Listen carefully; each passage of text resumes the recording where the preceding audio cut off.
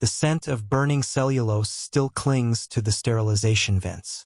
2 hours ago, Chief Surgeon Valeth fed a stack of physical parchment into the medical bay's thermal incinerator.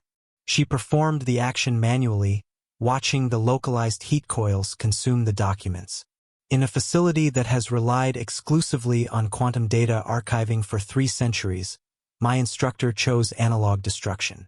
I am archiving this audio log under my trainee clearance because the official records no longer exist. If you are accessing this file, you need to understand that what we found today overrides every trauma protocol in the galaxy. Listen closely. The intake procedure began in Chamber 4. Sterile white walls.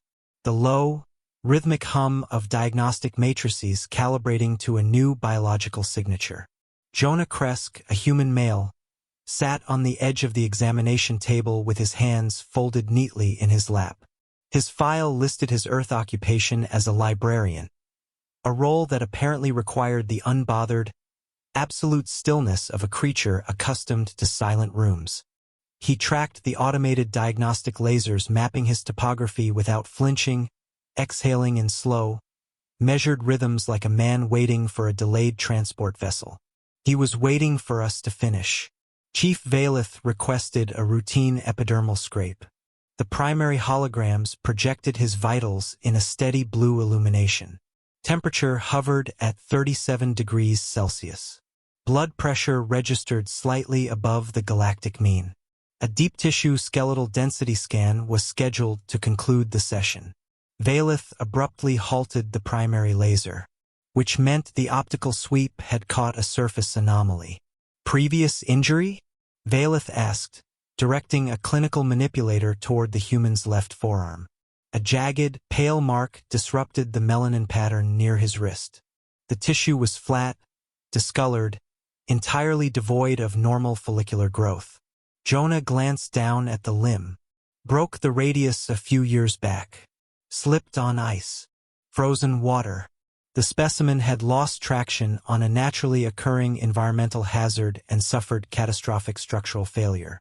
I tapped the categorization code on my data stylus, logging a permanent skeletal vulnerability. In Valanthi biology, fractures are permanent deficits. Survivors of rigid calcium trauma require lifelong exoskeletal bracing just to bear their own weight. We patch physical damage, we do not heal. Jonah rubbed the faded scar absently with his opposite thumb. Need another sample? I was in the middle of a book. And the recovery period? Valeth ignored the request, her optical sensors locking onto the pale tissue. 6 weeks in a cast. Jonah shifted his weight, the examination table creaking slightly beneath him. A couple months of physical therapy after that. The translation matrix struggled, feeding the terms directly into my earpiece with a low-confidence warning tone. Cast. A primitive method of external rigid immobilization. Physical therapy. The repetitive stressing of damaged limbs. Full mobility was restored? Valeth asked. Yeah, it's stronger now. Jonah flexed the limb. The tendons corded smoothly beneath the pale line. That's normal. Bones heal back denser at the fracture point. My fingers stopped moving. I looked from my tablet to the chief surgeon. Valeth's cranial crest had flattened entirely against her skull.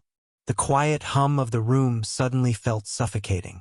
She reached past the standard controls and initiated a high-resolution osteoblast activity mapping protocol. The holographic matrix expanded, filling the space between the examination table and the observation console with a 3-dimensional rendering of Jonah's radius bone.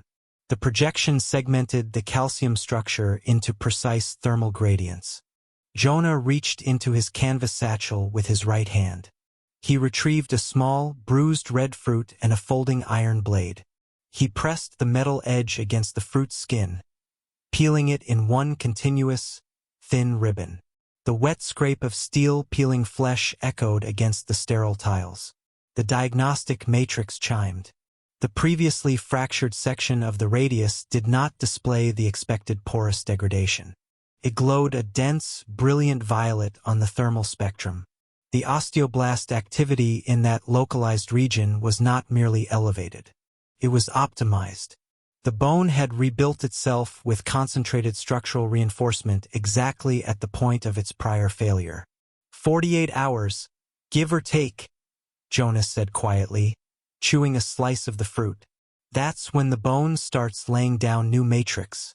After that, it's just reinforcement. I stared at the data feed. The density at the fracture site was exactly 23% higher than the surrounding baseline skeleton. My translation node categorized his previous statement as a biological contradiction, but the numbers held rigid. The pale mark on his skin was not an indicator of a permanent weakness requiring lifelong exoskeletal support. We had misinterpreted the fundamental mechanics of his biology. The trauma had not diminished his structural integrity.